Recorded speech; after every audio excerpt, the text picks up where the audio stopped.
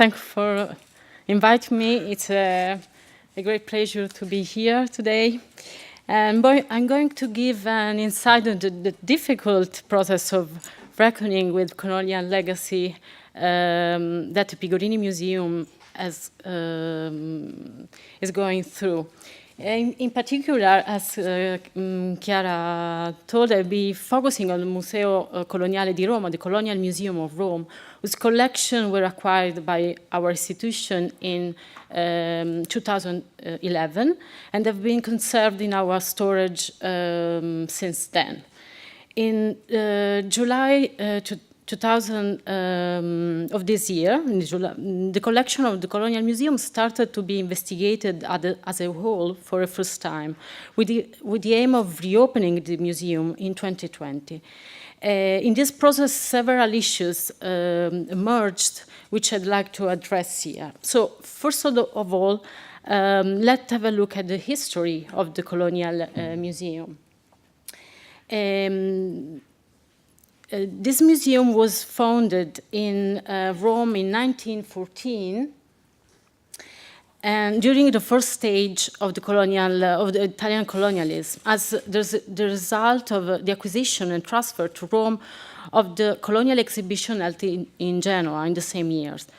The objects that were present in Genoa exhibition remained hidden in crates at the Palazzo delle Esposizioni, waiting for a place to be displayed and showed. In 1923, Benito Mussolini finally inaugurated the Colonial Museum at Palazzo della Consulta. Then the museum remained there for about 12 years. In 1935, it was moved from Palazzo della Consulta to a larger building in Via Aldovrandi in Rome, near the zoological garden of the city.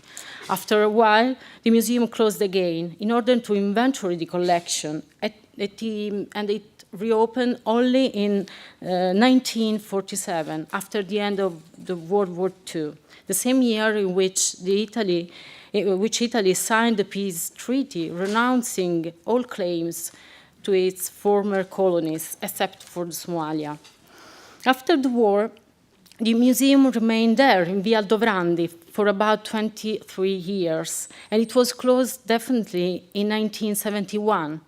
After its closure, the objects were stored first in Via Aldovrandi, then in the Museum of Oriental Arts in Rome, and then in the storage of the Pigorini Museum.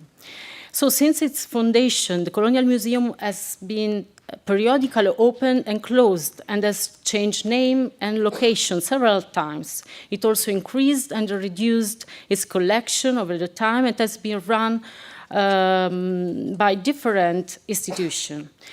The reason I've bored you with all this vicissitude is that there is a strict relationship between the changes affecting the Colonial Museum and the history of the Italian colonialism. Following the ups and downs of history, the Colonial Museum has acquired what Francesca Gandolfo defined its nomadic and precarious nature. So through the lenses of the Colonial Museum, we can reconstruct the history of Italian colonialism for the first exploration to the Horn of Africa in the second part of the 19th century to the post-colonial period. Furthermore, the museum can become a vehicle to talk about some critical points in contemporary elaboration of the colonial legacy, underlying the tension between memory and oblivion, retrieval and nostalgia, critical and the revisionist approaches. Getting back to the reason why the museum was founded, it is important to remember that Colonial Museum collection were gathered with a specific aim to represent to the public the social and economic condition of four colonies, with particular regard to the work of civilization carried out in the colonies by the Italian states. That was by the geographer and explorer Carlo Rossetti, who was the organizer of the exposition in Genoa and the transfer of its collection in Rome.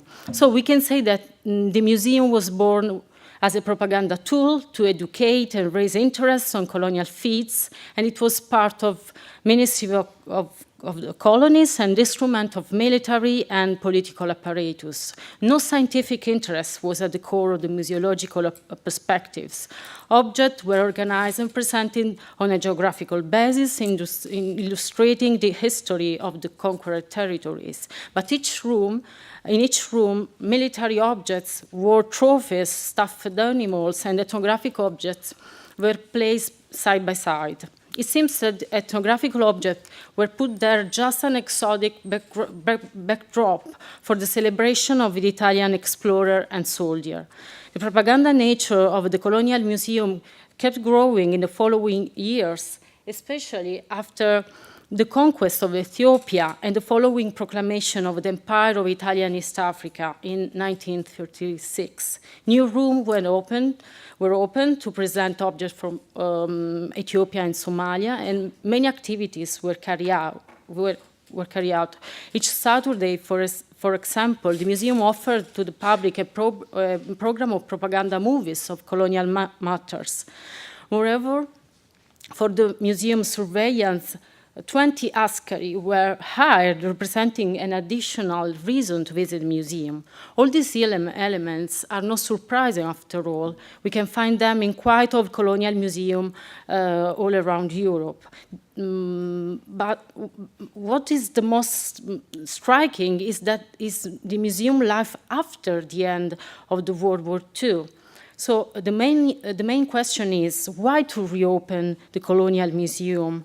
After the end of fascist regime and the loss of colonial empire, what was the function of such a museum? The reason for this lay in the fact that Italy didn't go through a real process of decolonization and rethinking of the colonial past in the post-war war. As some scholars have pointed out, at the end of the war, to build a new nation, the ruling classes of the new Italian Republic needed to emphasize their own distance from the fascist regime without coming to terms with its legacy. And at the same time, the new democratic republic wasn't able to cut off effectively its ties with fascism. As a consequence, in the post-war public debate, colonialism was perceived as something concluded, a brave interlude in the national history, and no process of elaboration on the colonial experience occurred. This political background influenced other sectors of the cultural academy. And until the latter part of the 20th century, Italy's colonial past was a largely neglected topic in historical studies. Only in the 70s, for the first time, a new generation of historians began to study the Italian colonialism in order to deconstruct positive myth and perception, shedding a light on the violence, the use of chemical weapons and detention camps, and so on. So, despite the fact that since the 70s, mass research has been carried out, in Italy, the narrative of colonial past lacked discursive unity and moral certainty, and the rawness of its legacy is still under negotiation, as some scholars have pointed out, talking about other countries. This appears clear when we turn our attention to the construction of a memorial to one of the most cruel protagonists of Italian colonialism. In August 2012, the Major Affile, a town not far from Rome, inaugurated a mausoleum dedicated to the memory of fascist Rodolfo Graziani in a park of the town. Graziani played an important role in the expansion of Italian empire during the 20th and 30, first in Libya and then in Ethiopia. And the erection of the memorial to Graziani has been followed by critics, discussion, and contestation, and has been denounced by part of the civil society. And recently, the mayor was charged with apology of fascism and sentences to prison. But in general, media attention to the violence of massacres committed by Graziani in the colony colonies was rather marginal, and the discussion on mainstream newspaper revolves more around Graziani the fascist than on Graziani the colonial war criminal. In mid-September 2012, 1 month after its inauguration, a protest took place over Graziani monument. A bunch of people wrote some comments on the wall, such as, "The man you call hero is just a murderer." 1 month after, another protest took place. Six cardboard appeared hanging from the Graziani mausoleum. On the cardboard there were lists of colonial crimes committed by Graziani. So in this context, to simplify, we have different interpretations of Graziani figures. A revisionist major that considered Graziani a great military leader, and two anonymous protests that point a finger on the colonial crimes, and that seems to be a form of grassroots recontextualization that reframed the colonial legacy impersonated by Graziani. So that there is a constant negotiation around the nature of Italian colonialism, and this topic has emerged in different times in Italy. So let's have a look at some example. Why are so many fascist monuments still standing in Italy? That was the title of an article came out on the New Yorker by Ruth Ben-Ghiat. She stated that Italians are comfortable with living amid fascist symbols that, from her point of view, are tangible reminders of the uncomfortable memory. One of the monuments that Ben-Ghiat described as a relic of abhorrent fascist aggression is the Palazzo of Civiltà, built in our neighborhood in the 30s. And she denounced the phrases engraved on the exterior of the Palazzo della Civiltà, a phrases from Mussolini's speech announcing the invasion of Ethiopia, in which he described Italians as people of poets, artists, heroes, saints, thinkers, scientists, and so on. Many times a debate on the opportunity to destroy or maintain the symbol of the fascism and its monument has emerged. And many scholars have reflected on this topic, such as Nick Carter, that used the Luigi Montanarini monumental mural, The Apotheosis of Fascists, as a case study to examine the management, meaning, and memory of fascist art in the post-war and in contemporary Italy. The story of this mural is common to other paintings of statues created during the fascist era. They were first covered and then uncovered at the end of the last century. Nowadays, most of the cover of the fascist work of art have been removed, and this has led to a never-ending process of negotiation. What do the mural or the Palazzo della Civiltà represent today for the different political and cultural actors? How should we classify them? Are they horrible relics of a period of violence to be destroyed, or historical document to be preserved? Here there is a relevant example on this controversy that took place in Bolzano. This is an operation of reframing of a monumental bas-relief made in 30s that represent Mussolini, il Duce, on horseback, surrounded by allegorical figures and description, like the fascist motto, believe, obey, and fight.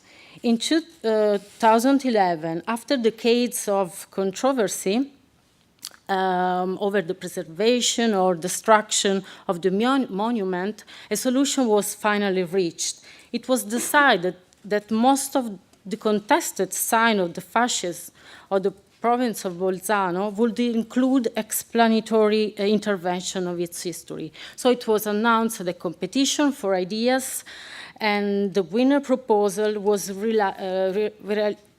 realized and inaugurated 2 weeks ago. The intervention includes a quote by Hannah Arendt that can be read on the, that is this one, no one has the right to obey. And as we can read on the website of the project, the intervention seeks to historically contextualize the work, and it superimposes new element capable of counterbalancing the ideological context. This case history opened up a key question: how to transform a contested heritage in a place of memory. So going back to the collection of colonial museums, some urgent questions have emerged related to the tangible evidence of the colonial legacy. How can we reconstruct the uncomfortable memory represented by the colonial museum collection that are strictly linked to the Italian fascist regime and to the colonial oppression and domination? My first reflection concerned the necessity to embrace an historical perspective in order to highlight the historical processes that were at the heart of the Italian colonialism and gave rise to the Colonial Museum. Thus, one of the first aims would be to create a critical framework based on the archival documents to show the ideological narratives incorporated in this history of the museum and the objects that are part of it. This historical framework has to be accompanied by ethnographic perspective to make it possible the emergence of different voices and interpretation.